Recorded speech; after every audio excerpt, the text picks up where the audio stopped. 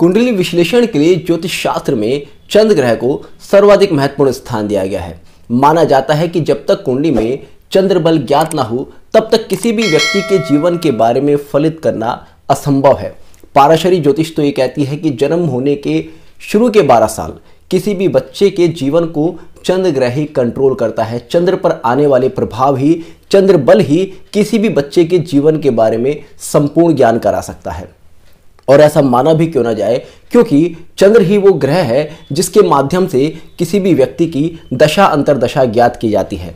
चंद्र ही वो ग्रह है जिसके माध्यम से शुभ अशुभ मुहूर्त का ज्ञान किया जाता है। चंद्र ही वो ग्रह है जिसके माध्यम से जब किसी भी लड़के लड़की की जन्म कुंडली मिलाई जाती है तो वहां पर उनके गुण मिलान होते हैं। तो इसलिए कुंडली में चंद्र बल का ज्ञान होना किसी भी जन्म कुंडली के फलित के लिए बहुत ही ज्यादा जरूरी है। कुंडली में चंद्र कब बली होता है, कब निर्बल होता है, आज की इस वीडियो में हम बहुत ही डिटेल में इसी पर डिस्कस करने वाले हैं। चंद्र को ज्योतिष में माता का कारक माना गया है।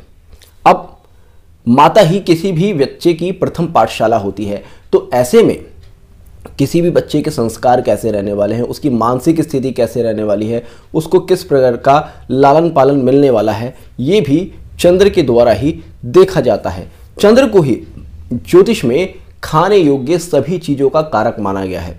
दूध का कारक भी चंद्र को ही माना गया है। तो इसलिए बच्चे का पहला आहार चंद्र है और उसके बाद कोई भी व्यक्ति जीवन में कब क्या खाएगा, इसको भी चंद्र के द्वारा ही देखा जाता है। किसी भी व्यक्ति की खाने पीने में किस तरह की रुचि होगी, इसको भी चंद्र के द्वारा ही देखा जाता है।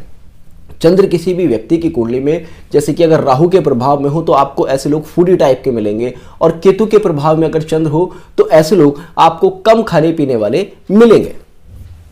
चंद्र ही कुंडली में वो ग्रह है जो कि आपकी धन संपदा के बारे में भी दिखाता है, क्योंकि चंद्र चतुर्थ भाव का कारक ग्रह है और चतुर्थ भाव है हमारे कंफर्ट का भाव, हमारे वाहन सुख का भाव, हमारे गृह सुख का भाव। इसलिए कुंडली में चंद्र बल ही हमें किस प्रकार का वाहन सुख मिलेगा, किस प्रकार का हमें घर मिलेगा, यह भी दिखाता है। चंद्र हमारी मानसिक शक्ति का कारक भी है और इसलिए चंद्र पर आने वाले प्रभाव ये बताते हैं कि व्यक्ति की विचारधारा किस तरह की होगी। अब जहां हमारी विचारधारा होती है, जिस तरह की हमारी मानसिकता होती है, हम उसी तरह की स्टडी भी करते हैं, उसी तरह की प्रोफेशन में ही जाते हैं। इसलिए चंद्र पर आने वाले प्रभाव बहुत हद तक ये भी बताते हैं कि व्यक्ति किस तरह के प्रोफेशन में एक्टिव होगा। हालांकि प्रोफेशन का कारक ग्रह, कर्म का कारक ग्रह शनि है और शनि ही अंतिम निर्णय देता है किसी व्यक्ति के प्रोफेशन के बारे में, उसकी आजीविका के बारे में। किंतु शनि का विश्लेषण करने से पहले भी एक बार चंद्र का विश्लेषण करना अति आवश्यक होता है, क्योंकि जैसे विचार होते हैं व्यक्ति वैसा ही प्रोफेशन चुनना चाहता है। अगर किसी बच्चे का मन संगीत में है और आप उसको मैकेनिकल इंजीनियरिंग दिलाने की कोशिश करेंगे तो सीधी सी बात है, उसका मन नहीं लगेगा, वो पढ़ेगा नहीं। या हो सकता है कि वो बाद में जाकर अपने उस प्रोफेशन को चेंज कर दे, माँ बाप के दबाव में शुरू में इंजीनियरिंग कर ले और बाद में फिर वो संगीत में चला जाए। तो इसलिए भी शनि से पहले एक बार चंद्र का विश्लेषण करना किसी भी जन्म कुंडली में अति आवश्यक होता है। जैसा कि मैंने कहा कि चंद्र हमारे कंफर्ट का कारक ग्रह भी है, इसलिए कोई व्यक्ति किस तरह की नींद लेगा, उसका किस तरह का मेंटल कंफर्ट होगा, यह भी चंद्र के द्वारा ही देखा जाता है। अगर जन्म कुंडली में चंद्र पीड़ित अवस्था में है तो आप देखेंगे कि ऐसे व्यक्तियों को नींद से संबंधित बीमारियां हो सकती हैं, ऐसे लोगों को मानसिक रोग हो सकते हैं। और चंद्र अगर जन्म कुंडली में बली है तो ऐसा व्यक्ति क्योंकि मानसिक रूप से सशक्त होता है, इसलिए वो अपने जीवन में ऊंचाइयों को प्राप्त कर सकता है। तो इसलिए कह सकते हैं कि अगर किसी व्यक्ति का चंद्र बलहीन है, चंद्र अगर किसी व्यक्ति की कुंडली में पाप प्रभाव में है, पीड़ित है, तो ऐसा व्यक्ति कुंडली में बनने वाले बड़े बड़े राजयोगों का भी फायदा नहीं ले पाता। अब मान लीजिएगा कुंडली में तो बहुत बड़े बड़े राजयोग बन रहे हैं, मगर बच्चा मानसिक रूप से अस्वस्थ है, तो आप क्या कहेंगे कि ये राजयोग क्या फलित होंगे? कभी भी नहीं होंगे। इसलिए अधिकांश राजयोग चंद्र के द्वारा ही बनते हैं। क्योंकि चंद्र जब बली होगा तभी व्यक्ति जीवन में बहुत ज़्यादा प्रॉस्पेरिटी को प्राप्त करेगा। अब बच्चे का जन्म तो हो गया किसी राजा के घर में और बच्चा मानसिक रूप से असक्षम है। अब राजयोग तो है कि भाई उसके पास बहुत बड़ी धन संपदा है, बहुत बड़ा स्टेटस है, किंतु उस स्टेटस का क्या फ़ायदा जो स्टेटस वो भोग ही नहीं पा रहा, जो स्टेटस वो महसूस ही नहीं कर पा रहा। तो इसलिए चंद्र बल अपने आप में बहुत ही ज़्यादा महत्वपूर्ण हो जाता है। अब बल होता है कई प्रकार का, जैसे राशि बल, भाव बल और युति बल। आज हम इन 3 बलों के ऊपर बात करेंगे। सबसे पहले बात करते हैं राशि बल के बारे में। चंद्र को कर्क राशि में स्वराशि माना गया है और इसलिए माना जाता है कि कर्क राशि में बैठा हुआ चंद्र दोष मुक्त होता है। और साथ ही साथ चंद्र को वृषभ राशि में उच्च का माना गया है और इसलिए वृषभ राशि में जब चंद्र बैठता है तो व्यक्ति को इमेजिनेशन बहुत अच्छी देता है। व्यक्ति को अगर चंद्र पीड़ित नहीं है तो कला में बहुत अच्छा इंटरेस्ट देता है, व्यक्ति को लाइफ में कंफर्ट बहुत ज़्यादा देता है। अब शुक्र की राशि है वृषभ राशि और शुक्र की राशि पैसे की राशि है, शुक्र की राशि कला की राशि है। तो ऐसे में चंद्र जब शुक्र की राशि में बैठेगा तो आपको पैसा भी देगा, कला भी देगा और मानसिक सुख भी देगा। चंद्र अगर वृश्चिक राशि में बैठता है तो इसको यहाँ पर नीच माना गया है, क्योंकि वृश्चिक राशि को जो माना गया है वो माना गया है पताल की राशि, कीड़े मकोड़ों की राशि, एक दुर्स्थान की राशि, एक स्लम एरिया की राशि। तो कह सकते हैं कि जब किसी की मानसिक अवस्था ही स्लम एरिया में होगी, नीचता की तरफ होगी, तो वहाँ पर चंद्र बल बहुत अधिक नहीं होगा। चंद्र को जल का कारक माना गया है। जो पीने योग्य पानी है वो चंद्र है। हालांकि इस संसार में जिस तरह का भी तरल पदार्थ है, जिस तरह का भी पानी है, वो सब चंद्र के कंट्रोल में आता है, किंतु उन सभी पानियों को अगर कैटेगराइज करें, जैसे कि पेट्रोलियम भी होने को तो पानी है, नाली में बहने वाला भी होने को तो पानी है, मगर अगर उसको भी कैटेगरीज में डिवाइड करें तो जो ड्रिंकिंग वाटर है वो चंद्र के कंट्रोल में आता है। और पानी की एक खासियत है कि वो जिसके साथ मिलता है उसी का स्वभाव ले लेता है। जिस पदार्थ में डालोगे उसका आकार ले लेगा, जिस रंग के साथ डालोगे वो रंग ले लेगा। नमक में डालोगे, नमक अगर पानी के अंदर डालोगे नमकीन हो जाएगा, शक्कर डालोगे तो मीठा हो जाएगा। तो इसलिए चंद्र जिस राशि में बैठता है उस राशि के गुण लेकर किसी व्यक्ति के जीवन पर प्रभाव डालता है। इसलिए वृश्चिक राशि के चंद्र को बहुत अच्छा नहीं माना गया है, क्योंकि वो स्लम एरिया की राशि है और स्लम एरिया में अगर चंद्र बैठेगा तो कहीं ना कहीं व्यक्ति की जो मानसिकता होगी वो कहीं थोड़ा सा इस तरह की रहेगी, जो नीच प्रवृत्ति के लोगों के साथ उसकी उठ बैठ हो सकती है, या फिर कई बार आवेश में आकर कोई व्यक्ति कोई गलत काम कर सकता है। तो इस तरह की मानसिकता कई बार हो सकती है। किंतु ये ज़रूरी नहीं है कि वृश्चिक राशि में अगर चंद्र बैठा है तो वहाँ उसके अंदर बल होगा ही नहीं। अगर चंद्र का किसी प्रकार से नीच भंग हो रहा है तो चंद्र वहाँ पर बहुत बलशाली हो जाएगा और व्यक्ति को बहुत अच्छी पर्सनालिटी देने की कोशिश करेगा। चंद्र अगर धनु राशि में है या मीन राशि में है तो वहाँ पर भी चंद्र का बहुत ही शुभ प्रभाव देखने के लिए आता है। अब चंद्र अगर बुध की राशियों में है तो यहाँ पर चंद्र बहुत ही शुभ फल देते हुए देखा नहीं जाता, या कह सकते हैं यहाँ पर राशि बल चंद्र का कम होता है। तुला राशि में भी चंद्र का राशि बल कम होता है। तुला और वृषभ राशि दोनों ही शुक्र की राशि हैं, किंतु वृषभ राशि में जहां चंद्र उच्च होता है वहीं तुला राशि में राशि बल के हिसाब से चंद्र कमजोर होता है। शनि की राशियों में भी चंद्र का राशि बल कम होता है। अब शनि की राशि भी मकर राशि और कुंभ राशि है। कुंभ राशि में चंद्र का राशि बल कम होता है, मकर राशि में अपेक्षाकृत फिर भी ठीक ठाक होता है, और सिंह राशि में भी चंद्र बल अच्छा माना गया है। बात करते हैं भाव बल के बारे में। चंद्र को चतुर्थ भाव में दिग्बली माना गया है, इसलिए कहा जाता है कि चंद्र चतुर्थ भाव में सबसे अच्छे फल देता है। अब चतुर्थ भाव हमारे कंफर्ट का भाव है, हमारे वाहन सुख का भाव है, हमारे गृह सुख का भाव है, और चंद्र क्योंकि इनका कारक है तो इसलिए चतुर्थ भाव में बैठे चंद्र को भाव बल के हिसाब से सर्वाधिक अंक प्राप्त है। लगन में अगर चंद्र बैठा है तब भी यहां पर भाव बल के हिसाब से चंद्र को अच्छा खासा बल प्राप्त होता है। किंतु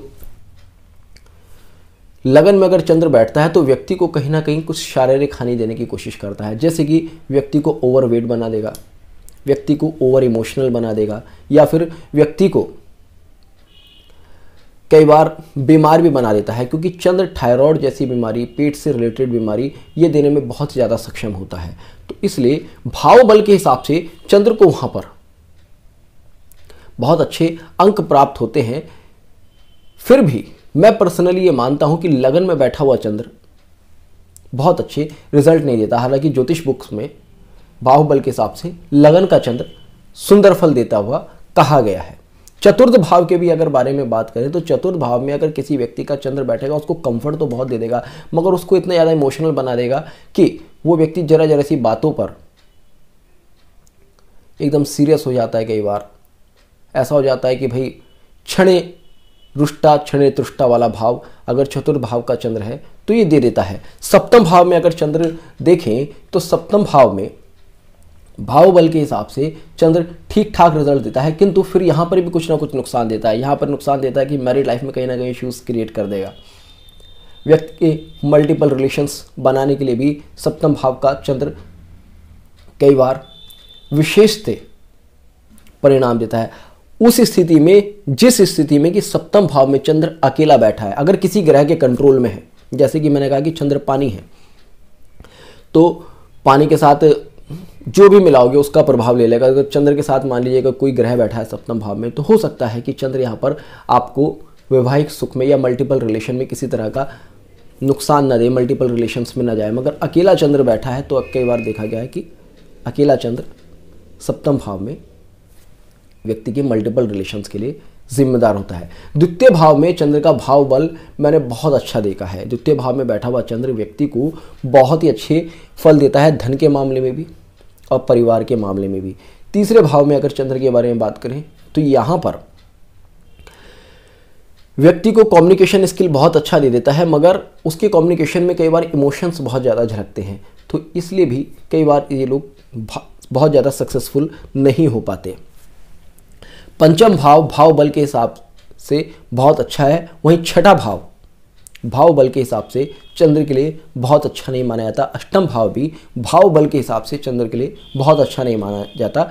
शुरू के 15 से 16 साल ऐसे बच्चे को कई बार हेल्थ इश्यूज देखे जाते हैं, किंतु अष्टम भाव में बैठा हुआ चंद्र व्यक्ति को रिसर्च में, ज्योतिष में, डॉक्टर के फील्ड में बहुत ज़्यादा सक्सेस देने की कोशिश करता है। अब बात करते हैं ग्रह बल की या युति बल की कि किन ग्रहों के प्रभाव में चंद्र सर्वाधिक बली होता है।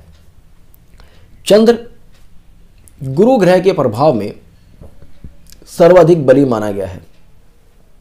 चंद्र गुरु की युति अगर केंद्र में बनती है या एक दूसरे से केंद्र में बनती है तो इसको ज्योतिष में गज केसरी योग कहा गया है। और गज केसरी योग का प्रभाव यह होता है कि व्यक्ति मानसिक रूप से बहुत ज़्यादा सुदृढ़ होता है और उस वजह से वो अपने जीवन में काफ़ी सफलता को प्राप्त करता है। उसके बाद चंद्र का मंगल के साथ युति संबंध बहुत अच्छा माना गया है। इसको पराशरी ज्योतिष में लक्ष्मी योग कहा गया है। माना जाता है कि ऐसे लोगों के पास काफ़ी ज़्यादा एग्रीकल्चर लैंड होती है, काफ़ी ज़्यादा प्रॉपर्टी होती है। सूर्य के साथ भी चंद्र का युति बल पर्सनली मैं काफ़ी अच्छा मानता हूँ। हालांकि बहुत से विद्वान इसको अमावस्या योग कहते हैं, किंतु नाड़ी ज्योतिष में इसको साम योग कहा गया है। और कहा जाता है कि यहाँ पर चंद्र अमावस्या का होने के बाद भी शुभ फल देने में सक्षम होता है, क्योंकि चंद्र के पास जो प्रकाश है, जो बल है, वो सूर्य से ही तो है।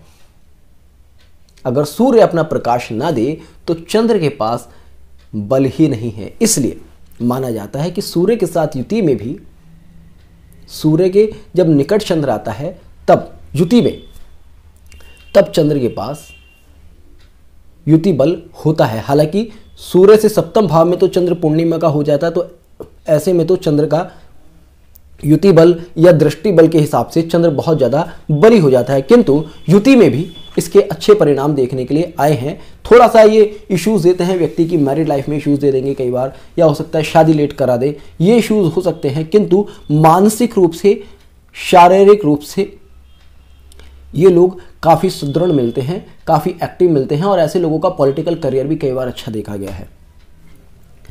चंद्र का शनि के साथ भी जो बल है वो सामान्य देखा गया है। प्रोफेशनल मैटर्स में ये अच्छे रिजल्ट देता है, मानसिक रूप से भी ये काफ़ी अच्छे रिजल्ट देता है। हालांकि इसको लोगों ने विष दोष के नाम से बदनाम कर रखा है, मैं इसको विष दोष नहीं मानता। मैं मानता हूं कि ये कुछ प्रॉब्लम्स देता जरूर है मगर उससे ज़्यादा सक्सेस देता है। ऐसे लोग आपको पॉलिटिकली बहुत ज़्यादा एक्टिव मिलेंगे, ऐसे लोग आपको डॉक्टर अच्छे मिलेंगे, ऐसे लोग अच्छे कंसल्टेंट मिलेंगे, अच्छे एस्ट्रोलॉजर्स मिलेंगे। तो मैं शनि का और चंद्र का संबंध काफ़ी ठीक ठाक मानता हूं। शनि और शुक्र के अगर संबंध की बात करें, युति बल के बारे में बात करें, तो यहां पर चंद्र बल तो काफ़ी बढ़ जाता है किंतु शुक्र बल अपने आप में बहुत ज़्यादा घट जाता है। ऐसे लोगों को धन संबंधी समस्याएं कई बार बनी रहने की समस्या आती है या फिर ऐसे लोगों को शारीरिक समस्याएं बहुत ज़्यादा बनी रहती हैं। तो इसलिए ये संबंध भी ज्योतिष शास्त्र में बहुत अच्छा नहीं माना गया है।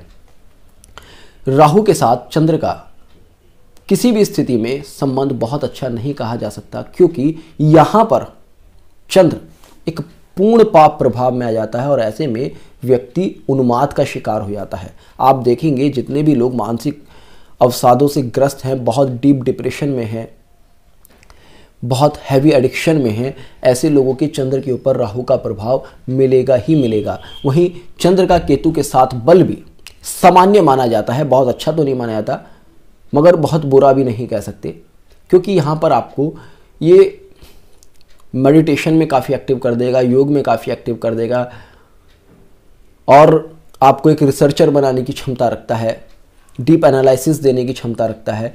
तो चंद्र का केतु के साथ जो बल होता है वो एक सामान्य बल कहा जा सकता है और चंद्र का बुध के साथ जो बल है वो भी बल के हिसाब से बहुत ही सुंदर नहीं कहा जा सकता क्योंकि बुध के साथ जब चंद्र का संबंध होता है तो ऐसे में अगर थोड़ा भी पाप प्रभाव इस योग पर आ गया तो व्यक्ति को मानसिक रूप से बहुत ही ज़्यादा कष्ट दे सकता है क्योंकि चंद्र जहां आपकी इमेजिनेशन है वही बुध आपकी ब्रेन पावर है। चंद्र आपकी विचारधारा है तो बुध आपकी विचार करने की शक्ति है। तो विचारधारा, विचार करने की शक्ति जब दोनों अगर एक साथ पीड़ित हो जाए तो व्यक्ति निश्चित तौर पर मानसिक विकलांगता का शिकार हो सकता है। तो इसलिए हम कह सकते हैं कि चंद्र और बुध का संबंध बहुत अच्छा नहीं है। हालांकि इस संबंध पर अगर लकीली किसी के गुरु का प्रभाव आ जाए, मंगल का प्रभाव आ जाए या शुभ भावों में बन जाए तो ऐसे में व्यक्ति अपने जीवन में बहुत ज़्यादा सक्सेस को प्राप्त कर सकता है। तो इस प्रकार कुंडली में चंद्र किस राशि में बैठा है, किस भाव में बैठा है, किस ग्रह के साथ बैठा है या किस ग्रह से दृष्टि संबंध बना रहा है, ये जानकर हम चंद्र का बल ज्ञात कर किसी व्यक्ति के जीवन में किस तरह के स्ट्रगल्स और किस तरह की हैप्पीनेसेस आने वाली है इसको जान सकते हैं। चंद्र का बल अगर देखें तो केमुद्रम बल भी होता है। अगर चंद्र के 2, 12 या सप्तम भाव में कोई ग्रह ना हो तो यहाँ पर केमुद्रम बल हो दोष कहा जाता है। तो ऐसे में चंद्र को बहुत ज़्यादा वीक माना जाता है कि ना तो आगे से सपोर्ट है, ना पीछे से सपोर्ट है, ना दृष्टि संबंध है। तो ऐसे में चंद्र बहुत ज़्यादा कमज़ोर माना जाता है और व्यक्ति के जीवन में कहा जाता है कि अभाव ही अभाव रहेंगे, चाहे वो धन का हो, चाहे वो प्रॉपर्टी का हो, चाहे वो मानसिक सुख का हो, चाहे वो परिवार सुख का हो, कहीं ना कहीं कुछ ना कुछ अभाव रहेंगे। तो इसलिए आपने देखा कि एक केमुद्रम दोष होने के कारण अगर चंद्र को कहीं से बल नहीं मिल रहा तो व्यक्ति के जीवन में कितने सारे अभाव हो सकते हैं। तो इसलिए चंद्र अगर बली है तो हम कह सकते हैं कि व्यक्ति अभावों में तो नहीं जिएगा। जितना ज़्यादा चंद्र पीड़ित होता जाएगा व्यक्ति के जीवन में उतने ही अभाव बढ़ते जाएंगे। तो चंद्र का बल जानकर ही जन्म कुंडली का विश्लेषण करना चाहिए, ऐसा सभी विद्वानों का मत है। तो होपफुली आपको आज का वीडियो पसंद आया होगा। तो जुड़ेगा अष्ट सूत्र के साथ, मिलते हैं नेक्स्ट वीडियो में। तब तक के लिए जय हिंद, जय भारत।